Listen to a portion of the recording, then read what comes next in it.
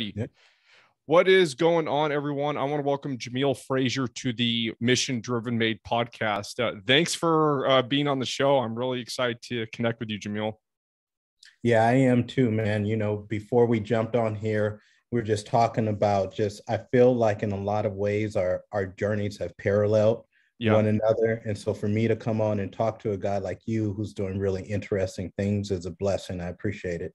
of course. And one of the things I was most excited about is really getting to know you and your story just from reading those few things about you. And then also, I didn't tell you this offline, but you already remind me a lot of one of my old friends, just how you All right. guys are. So it makes me really excited to learn a little bit more about you. That's cool, man. I would love to meet your friend one of these days. Yeah, I'll have to give him a shout out, Mike Porsche, who is a real estate entrepreneur. So if you're listening, Mike, it's great to have someone that's similar to you on the show. So awesome, man. Well, again, we're really excited that you're here and how I'd love to kick this off. So you have a lot of accomplishments and things that you've done, but I kind of want to get to know Jamil first and what made you you. So if you can start from the beginning, maybe where you grew up, and then a bit about your upbringing, then we'll start kind of zooming into pieces of your accomplishments and what you are currently doing. Yeah, so I am a Southern California guy for all of you guys out there that's listening. I grew up in a city called Pasadena here in California.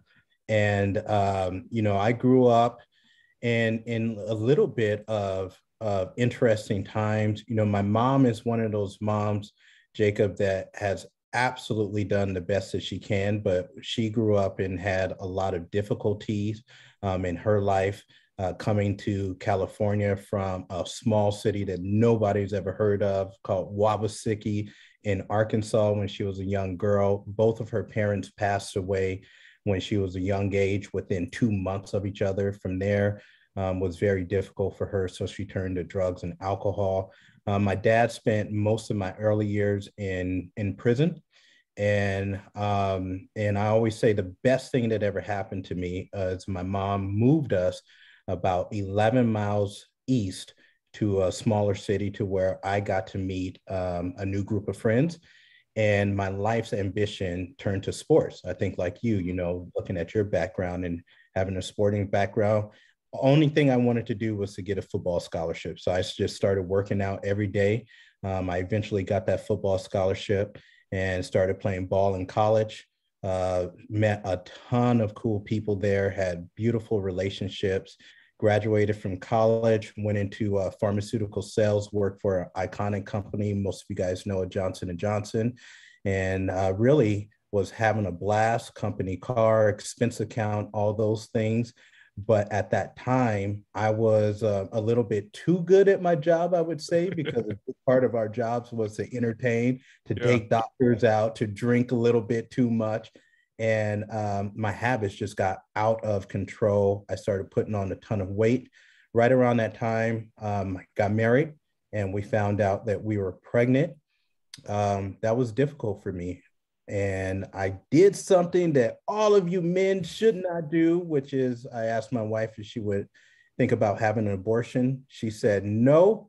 I fell into a 2-year depression, put on even more weight, and then I eventually started to try to make changes in my life. And then that's how I found a coach, someone to help me, a plan to help me get healthier physically. And then things started to transpire from there and start to look up from there. But that's really where I came from, what happened in between, and what really led me to a place of where I started having tremendous shifts in my life and started to understand that where I wasn't where I wanted to be.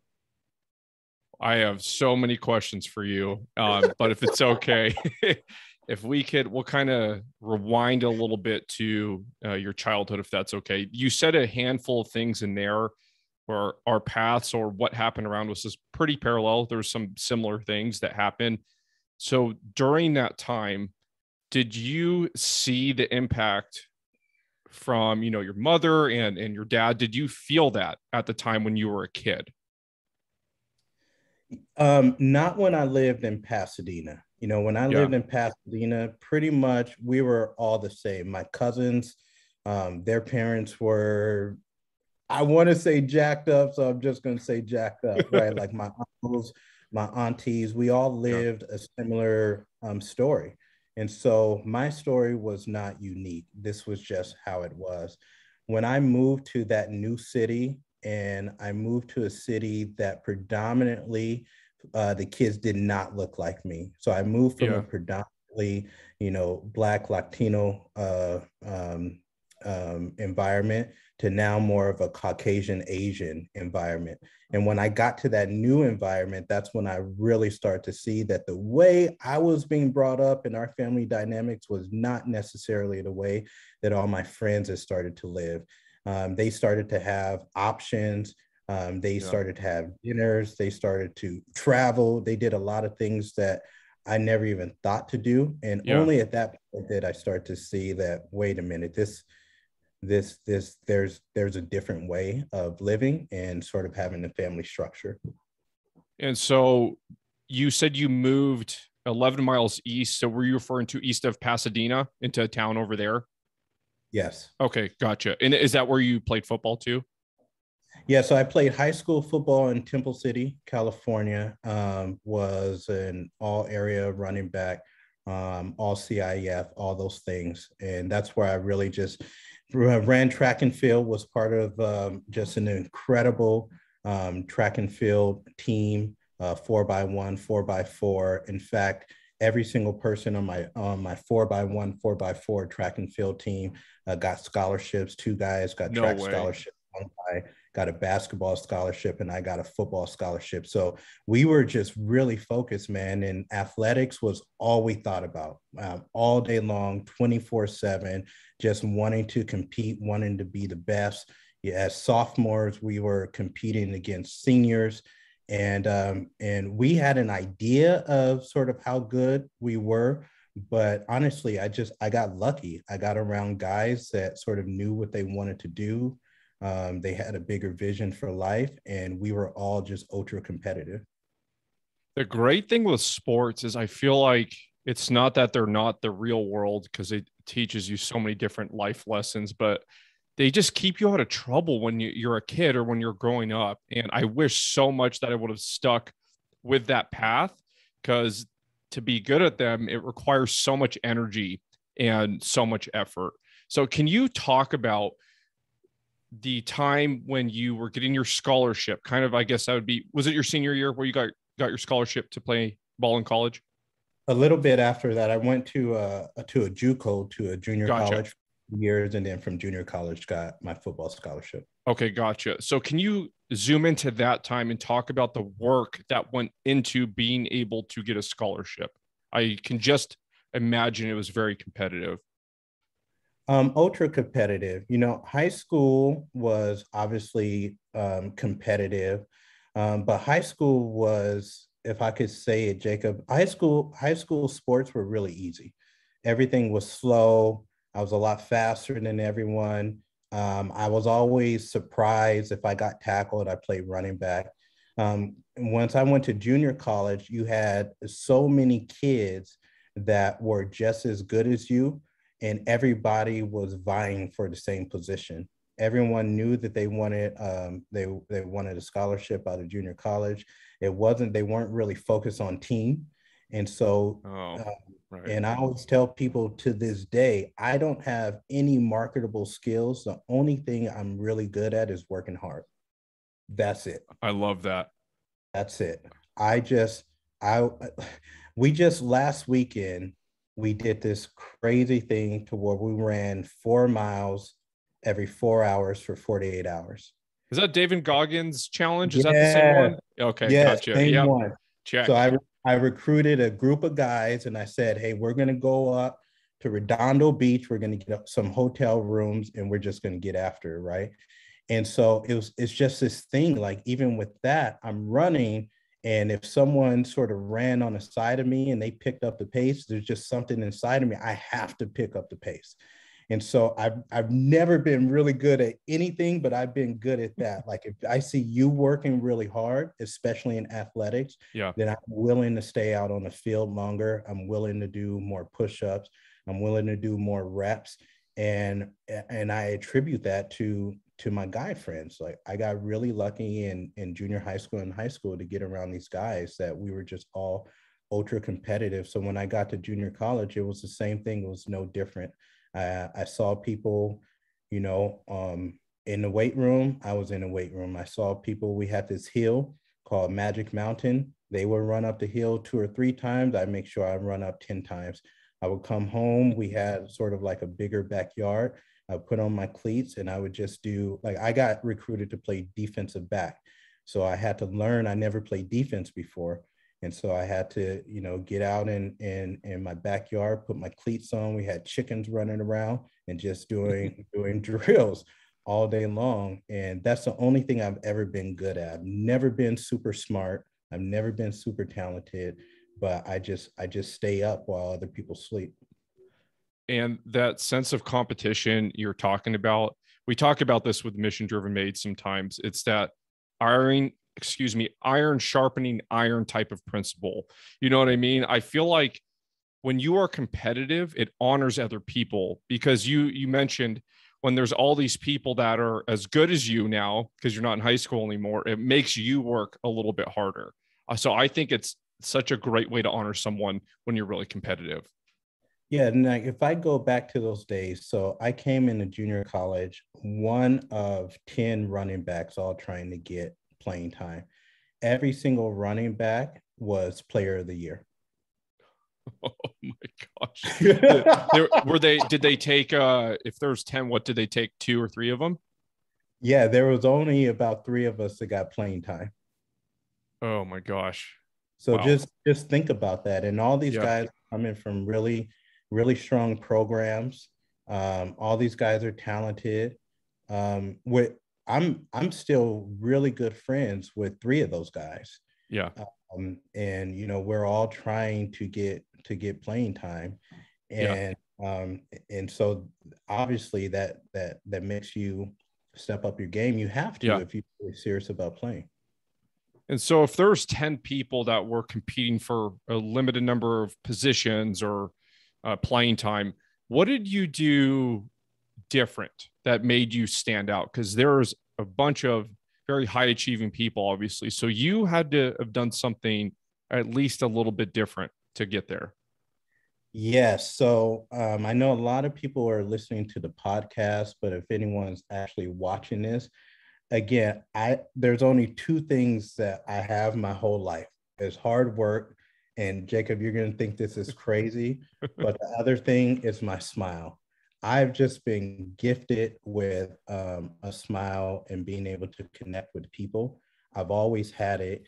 And so one of the things that really has helped me stand out my whole entire life, even back then, playing junior college football Yeah. before getting my scholarship, was having an impeccable attitude with the coaching staff. Well, I'm constantly smiling, constantly building relationships, constantly asking them, how can I make your job easier? How can I make your life easier? Inviting myself over to their house, right? Like, how can I come and literally, and I figured if I could become like family, they have to play me. And so that's the only thing I've ever been able to do is I build relationships quickly, and I've been able to get into so many doors and so many rooms simply from my smile and laughing. And so I would say athletically, all of those guys were much better than me, much better than me. They all were more gifted. I would say that just my interpersonal skills, having a high football IQ really helped, and literally asking the coaches, how can I make your life easier? And if you do that with anyone, I don't care what it is, they will always welcome you with open arms. What you're saying really reminds me of my old captain with the fire department used to always say this. So we were in recruiting together and we go around speaking to schools and stuff. And he would always tell everyone, hey, you may have more qualifications than me, but I have the phone number. He would really, really tell these people, impress on the fact how important relationship building is and how that is more important necessarily in your resume or the qualifications that you have. So that really reminded me of what you're just saying. Yeah, and I didn't know that I had that skill. You know when you're gifted in something, sometimes you don't know that you have it.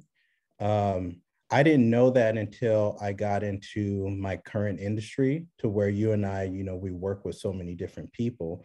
But I've always had that skill to where I've just been able to relate with people my whole life. I've always been the guy to where people would say to me, I have no idea why I just told you that, but I've never told anyone else that before. I remember my buddies at a young age would get into like insurance and stuff like that. You know how you have those guys, and then you would sit down with the meeting, and afterwards they would slide you the paper, Jacob, and they would say, list the 20 of your friends that you would Yeah. love to refer over to me. And I would always be the one that would list like 60 friends and then connect Yeah. them. So I didn't know that that was a gift. That was just something that I had. And I think I had to have that, probably because the way I grew up with, alcoholic and drug addict parents, and Yeah. just and then being one of maybe like 8 Black kids in my school. So just having to learn how to be a chameleon and get in and find a special way of, building Yeah. relationships. And as far as talking about your other gift of smiling that you were just talking about, um, have you started to see that gift more and more as you've progressed in what you're doing? Because I know you said you didn't notice it right away. Like, for example, when you were talking about how you did the 48-hour challenge just the other day, were you smiling the whole time this was happening? I was not smiling the whole time, but I will tell you, when I did smile is when I have a voice in my head. We all have them. Yeah. But I just named mine. My voice is called Stanley. And Stanley is that Stanley. voice that I know it's such a crazy name, right? I don't even know where it came from, I love that. but Stanley is the voice that we all have that tells you to stop, or tells you to just lay in bed a little bit longer. It tells you not to make that call because that person won't want to hear from you, or tells you not to reach out to Jacob and come on this podcast Yeah. because he may not, you know what I'm saying? Right. And so when I would smile during that run is when it's 4 a.m. because we started at 4 p.m., 8 p.m., midnight, 4 a.m., 8 a.m., so on and so forth. So when it's 4 a.m., and you're the only one that's out there, and you've already completed 32 miles, and you're approaching 2 miles, and Stanley says, bro, just start walking. And you recognize that weakness, then I start smiling. Powerful. Mm-hmm. Love And I that. say, oh, there you go. There he Stanley. is. I There love that. you are. I'm gonna have to think of a nickname for my inner voice that tells me to stop too. I'm gonna have to find one. I can't steal yours, but I'm gonna come up with, so next time we connect, I'm gonna tell you whatever the name is. It's gonna be something hopefully as good as Stanley though. Yeah, it's so funny because part of my team last year, they made me some shirts, right? Tank Yeah. top shirt. And one of the tank tops says, "Not today, Stanley." I True love that. story. So Not today. That's great. Yeah, I'll next time we connect, I'll have a nickname for you. And so, you do all your football stuff in college, and then you said you eventually got into, it was pharmaceutical sales, correct? correct. So how did that opportunity come about? Wow. So, when you play collegiate sports, for those of you guys that are listening, oftentimes they bring back speakers. And I'm actually one of those speakers to go back and talk to a lot of the athletes. And Jacob, I think you work with athletes too, empowering them and encouraging them. So we had some guys from a championship team come back my junior year, and they were talking about what they were up to. And these guys were in pharmaceutical sales. And if I'm honest, I went to college not for academics, even though I eventually got an academic scholarship as well, but I went to play ball. Yeah. And so I wasn't one of those kids that knew what I wanted to do. I wasn't that guy. Oh, I'm graduating and going to law school. I had no idea. And so they spoke so highly of pharmaceutical sales, then that was the only thing I could really think that would be a super cool job that would pay somewhat decently and that I could do because these guys were athletes and they're doing it too. So I spent a couple years in basically inside sales recruiting. And I would partner with companies and help them get their sales management teams up and running, sending them great candidates and building my own portfolio of companies that will allow me to. I had a small little, sales team working in my office, 4 guys, and we would just work on these different accounts to bring them the best talent.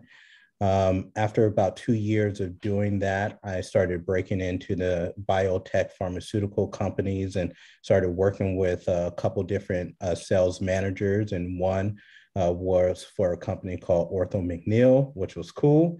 And while I was there, they said, "Hey, man, like you're pretty good at this. Like, have you ever thought about moving to outside sales and getting into pharma?"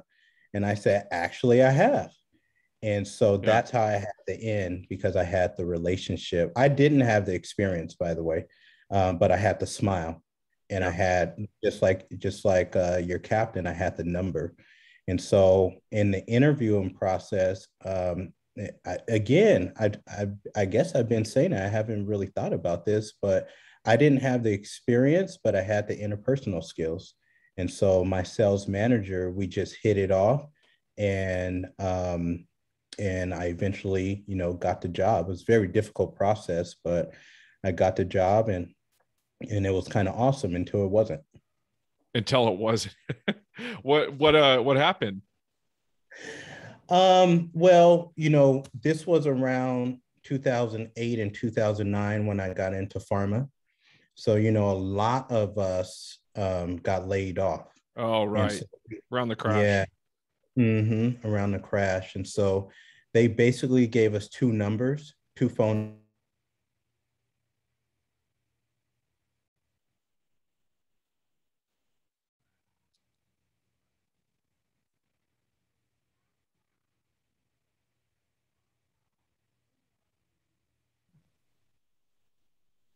I'm sorry, I'm back. Can you hear me? Oh, there you are. You disappeared for a second. Yeah, that was a little strange. So anyhow, they gave us two numbers to call into. I called into the number where 8,000 reps got laid off across the country, um, and that was a little rough. And so then I got into medical sales.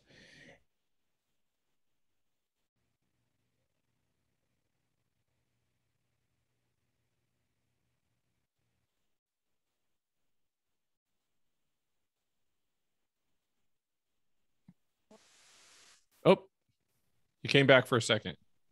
Okay, I'm not quite sure why that's happening. There you Please are. forgive. I can see you now. Okay, perfect. So anyhow, got into medical sales, and honestly, it would have been fine forever, because I didn't know that there was better, until I started learning that there was better. And then obviously I had to start chasing and pursuing my dreams and doing what I call chasing better. But if I wasn't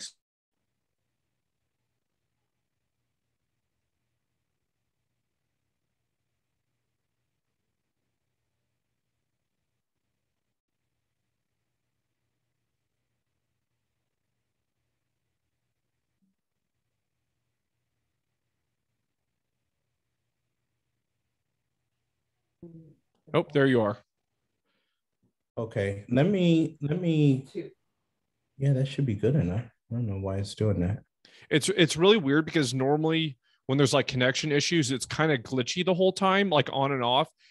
Everything has been pretty spot on until it cuts out. It like really cuts out. Yeah, it's just dropping me, but everything looks good over here. I'm gonna keep my finger.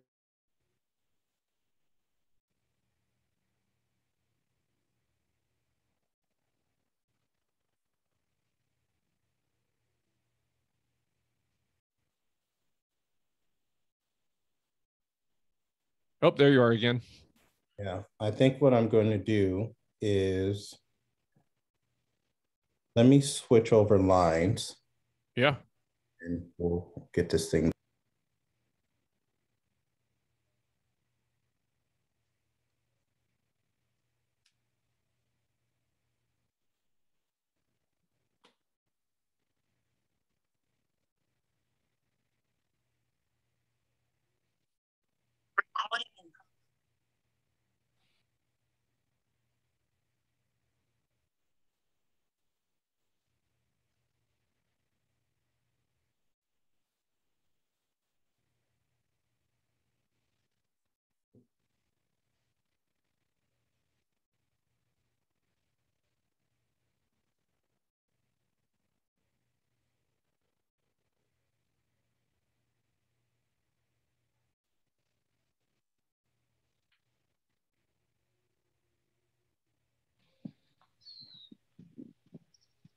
Okay, can you hear me? Yeah, there you are. Okay, so I'm gonna just make a small pivot, Yep. leave my office, and we're gonna go into my gym. Ooh, I love it. Yeah, sorry about that. Oh, it's not your fault. This happens in all the virtual environment stuff. So Yeah, so strange. So yeah. I'm not sure where we left off there. So when you last cut out, you were saying you then went to medical sales, and you were starting to talk about that when you cut out. Yeah, so medical sales was actually kind of awesome. It's a higher level sales position. You're dealing with I was dealing with higher level physicians, and I probably could have did that for the rest of my life. Yeah. And it was fine. I earn. You don't know if you don't know that there's anything better, Yeah. then it's fine. But if you're exposed to something that's better, and it makes you start saying, man, is what I'm doing, is that all I Yeah. got? And obviously, I've been saying how much of a competitive guy that I am. So if I see that there's someone that's doing something, I tend to say, I can do that too. And so that's what happened. So medical sales was fine. I probably could have did it for the rest of my life, not have fulfillment, but Yeah. it would have been fine. Yeah. That's a tough spot to be in, especially if you feel comfortable financially, but you don't really feel fulfilled. That's a really tough spot. That's almost harder than doing a job where you're not making any money and you don't like it. You're functioning, everything's fine, but kind of deep down, you're not supposed to be there, or there's something else for you. Yes. And you know what happened with me was I was comfortable, but I wasn't happy where I was. Yeah. But I didn't know that there was a way to do better. So just take those group of guys that I told you about that I ran track with and came up with. So at this point in time in our lives, they're starting young families. They're, purchasing houses. My best friend from the fourth grade, when I met him, moved to Temple City from Pasadena. He told me he was going to be an attorney. Fast forward now, he's an attorney. They're doing really cool things. And I wasn't able to do those things, but I also didn't know how to do better. And so that's why I'm saying I was okay, not exactly where I wanted to be, but I was doing better than anybody had ever done in my family before. Yeah. And I read this somewhere in your bio about how you said you got to a point where you were unhealthy, you were relationally poor, and financially not in the best spot either. So is this time you're talking about now, did that transition into that? Am I in the correct timeline there? Yeah, you are. You are. So can you talk So about that a little? yeah, I can. So this was a huge turning point. When I graduated playing college ball, I was about 185. Lost a little bit of weight. So I was about 180. At this point in time in my life, I was about 220. Um, my wife wanted to divorce me, as you can imagine. I asked her to have an abortion. She said no. I got very frustrated. She got very frustrated. So now we're at odds. Also, I wasn't doing as well as I wanted to financially. My buddies are now starting to do fairly well. Yeah. I'm competitive. I'm comparing. Why are they doing better than me? I don't understand it. Feeling obviously depressed about where I'm at physically. I'm used to my identity as being an athlete. I've always been fast. I've always been athletic. I could probably run faster than you and probably jump higher than you. Now I cannot. It's not right. I mean, I'm 30 years old. I have high blood pressure. I've just been diagnosed with obstructive sleep apnea, and I'm struggling. I'm really, really struggling. My buddy who I ran track with hits me up and he says, hey, I know you, at that time I was a big CrossFit guy, CrossFit paleo guy, get super strong, but I could not lose the weight. And so my buddy from my old track team says, hey, my mom is a health coach. She's gotten herself healthier and now she's helping other people live a healthier life. You should give her a call. And I said, Greg, your mom's like 65. I'm 30. She's a dental hygienist. I'm an ex-collegiate athlete. How the heck is this woman going to help me? I literally didn't even give it a second thought. I consequently put on about 10 more pounds, get even more depressed. I call her up and say, hey, I want to come over and can you share with me how you're helping me? So this really began to change with just getting healthier physically. I started to feel good. I started to feel encouraged. I had lost that confidence. You know what I mean? I lost that confidence that had me competing before in athletics and even in sales. I didn't feel good. And now it's starting to come back, and now I'm starting to notice that guy in the mirror a little bit more. Now it's starting to become a little bit more sunny outside, not always, overcast and rainy. So I go on and lose some weight. And as I'm doing that, I'm starting to realize I'm starting to get a healthier mind. And I'm not speaking so poorly of myself in the mirror anymore. And if I'm not speaking so poorly of myself, I'm not speaking so poorly of my wife anymore. And so my coach says, hey, you'd be really good at this. I think you should look into just creating a business with helping other people make transformations. You should coach. And I did. And I started helping a few people, and a few people turned into a few more people. And then I started hearing the stories. The stories, right? Yeah. Getting the voicemails, getting the text messages during the day in medical sales. Doctors always got problems at night. People are transforming. And I fell in love and just said, this is what I want to do. And so, 2 months into it, I gave it up. And I seen some other people who had sort of built something incredible.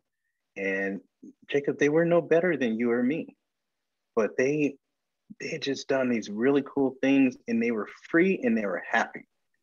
And I was not. And so I just said, if they can do it, I can do it. And quickly, things exploded and things started changing. So now I would love to hear about the creation of Think Life is Different, what you're doing there, what your brand and your mission is all about, and, the type of people you're helping. Love to hear all about this. And I know the listeners will too. For sure. So, I started in the health and wellness industry, as I said, and I wanted to build a health organization, and we did. Within the first couple of years. We moved into the top 1%. And then over the years, I just started realizing I was having all these, what I call shifts, right? Things that I believe were true for 30 years of my life were just not true. And as I started to help more and more people in my organization, all these clients, and now I'm bringing on, obviously business partners, I'm starting to realize from me helping them, man, I was actually really helping myself. And things that I thought were one way were not that way. And so I started tallying all of these shifts that I was having. Like, wow, like, wait a minute, Santa Claus isn't real? I thought he was real for 11, 12 years of our lives. And then you realize he's not. And then it's like mind blowing. That's what was happening over the course of these years. So I started keeping note, and I had 27 really big ships as I was building out this organization. It was kind of cool. And so as I'm doing this, I say, man, I got to create something. I gotta write about this. I was a college athlete, football scholarship, athletic scholarship, academic scholarship, worked for one of the most iconic companies ever, had just a beautiful wife. Everybody loves my wife. If they do not like her, there is something that is wrong with them. I believe right? you. Yeah, I mean, she is just awesome.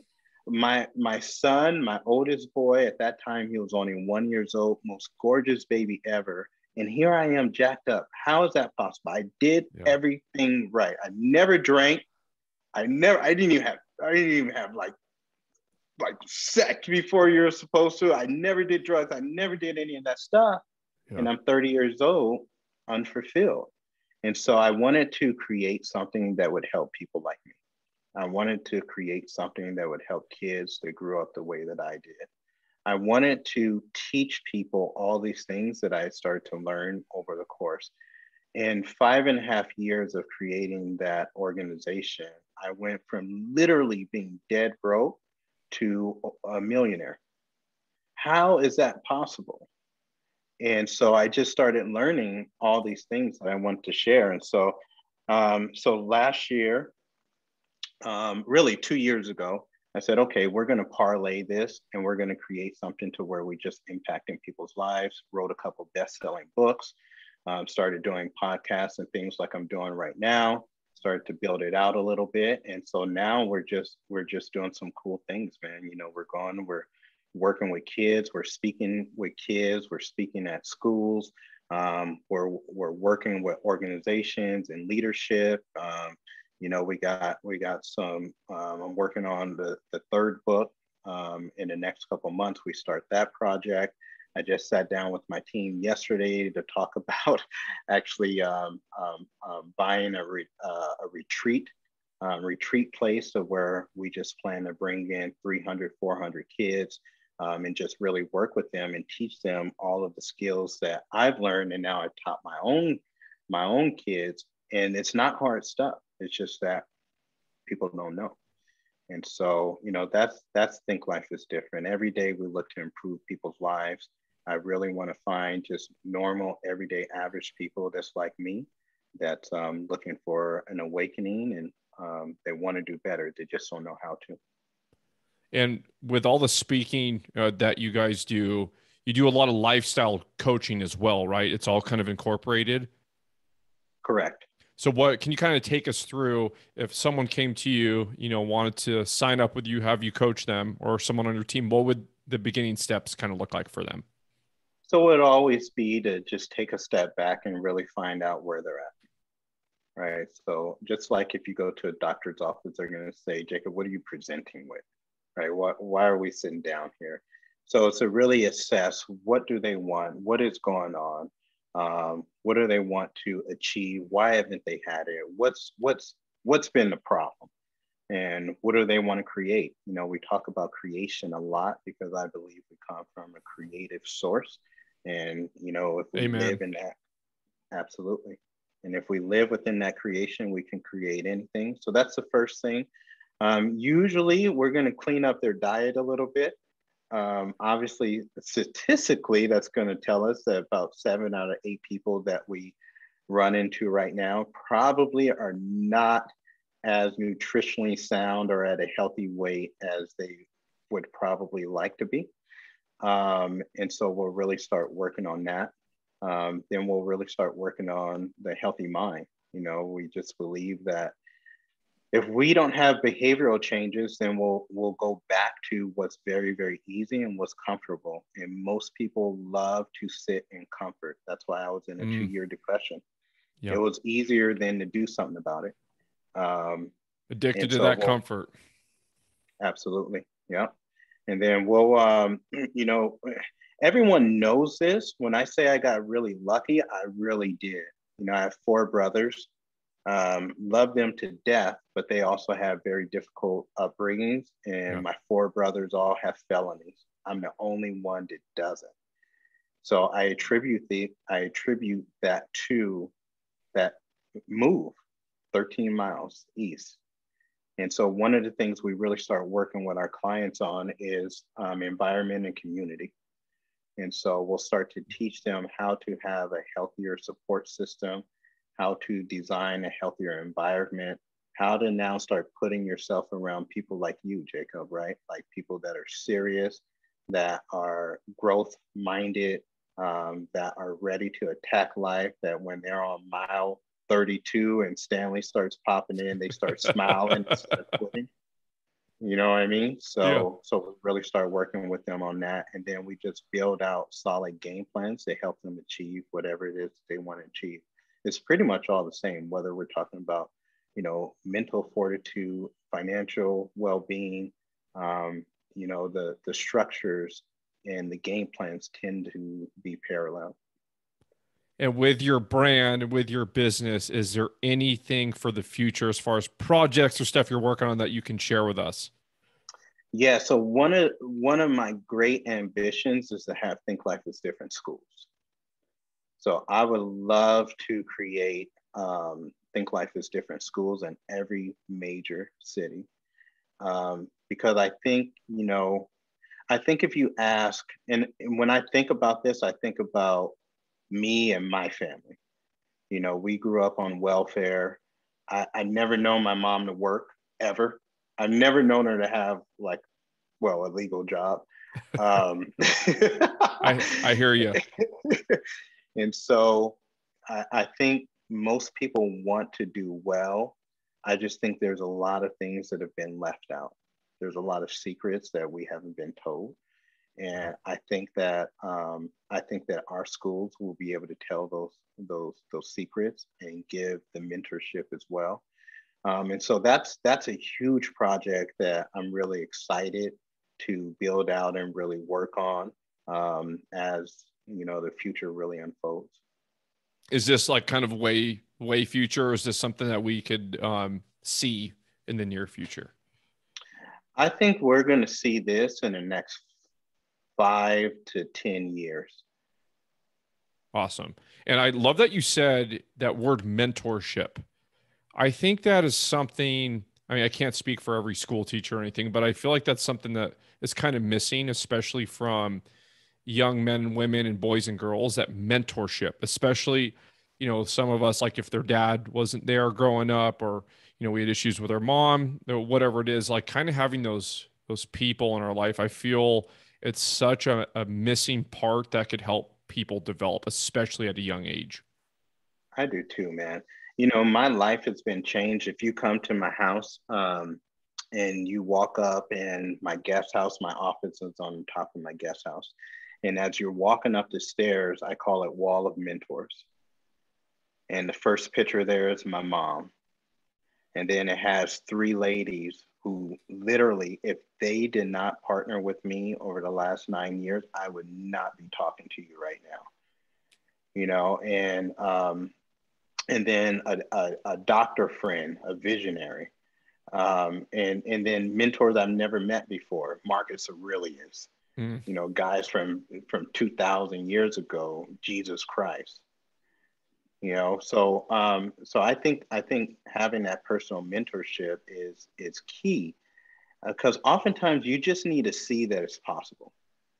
Or you need to see somebody that's done it. You need to see that it's possible, but it's also possible for me. And a lot of times we don't believe that, but we can believe into somebody until we start to believe it for ourselves. And that's where the mentors really come in, to just give us that added, that added motivation, but also that added mirror to where we can start to see things a little bit differently. It's like they're bridging the gap that you were just talking about right there. That's all they are. They are a bridge from where we are to where they found us to where we want to go. And I have one last question for you, and I try to ask all of my guests this. So you've had a lot of accomplishments in your life, done a lot of things. And what we talk about at Mission Driven Made is being mission driven, which is taking action, essentially. It's taking imperfect, but relentless action toward your goals and toward your life. That's what we talk about here all the time. So why did you choose to live such a mission-driven life? Because I was broken. I mean, for me, it's pretty simple. You know, I got to a place where I almost lost everything. I was in fifth grade, and I remember sitting in my room, which wasn't a real room. It was a wall that separated the dining room. And I would sit in that room and I would make myself promises all the time. And one of the promises I made many promises in there. But one of them that I made was, if I ever have a child, then I will always be there for them, unlike the way I was feeling at that time. And when I was in that 2-year depression, I lost myself. I literally lost myself. I used to be so confident. I used to have so much hope. I used to feel like I could do anything. And I lost all of that. I almost lost my wife, and I almost became that guy who was a mirror image of my dad, which I did not want. And so once I started breaking out of that, I said, holy cow. Literally, one of the shifts was, wow, everything that's happened in the last 30 years, like if you read the last chapter of my book, The 12 Shifts, it says everything's perfect. This hit me like a ton of bricks. Everything that has happened the last 30 years wasn't even for you. It was so that you can give it away. I said, wow, that's crazy. Okay, I submit, use me as an instrument, let's go. So you can give it away. That's right. When I have a guest that says something, it gives me the goosebumps a little bit. I have to write it down with what they said. So I'm literally writing down what you just said right now. That was great. So you can give it away. It's not for you. The drug addict parents, not for you. You know, the hardships, not for you. Wow. And I look at everything that we're doing now, and it still happens, you know. And so just knowing, having been convicted, understanding that it's not for you, man, but it's for all those people that need to hear that, need to experience that. You're just a tool, man. You're just a tool. And Jamil, where can people connect with you, connect with your brand, or if they're looking to purchase the 12 shifts, where could they do those things? Yeah, so all the handles, you know, my personal Instagram is the real Jamil Frazier, Instagram. Then of course we have at Think Life is Different. If anyone wants to go there and wants to sort of get connected with us and wants us to come speak or train or coach, all the books, you could just go to Amazon where everybody's at and type in. My first book that I wrote was called The Richest Man in Direct Sales. And that one was a love letter actually to my son, Ezra, where I started this whole journey. And I wanted to forever change the Frazier last name. And I started to learn how to build wealth, and I wanted to leave a blueprint for him. And so that's what The Richest Man in Direct Sales is. And then, of course, the second book that I put out is called The 12 Shifts. I wanted 31-year-old guys that had done everything right, Jacob, that were still struggling to pick up the 12 shifts and say, wow, okay, I get it, man. I get it. So you can go on Amazon and get those. And, you know, easy. I mean, type in Jamil Frazier in Google and a whole bunch of stuff will pop up and you can link out what is there too. Awesome. I will make sure to link all of those in the show notes. And thank you, everyone, for tuning into the Mission Driven Made podcast. And if you found value in the show today, which I know you did, go ahead and subscribe to the show and then leave us a 5-star review. Jamil, thank you so much for all the value you brought, not just the listeners, but me today. It's been great talking with you, great connecting with you. And until next time, everyone, stay mission driven. And done.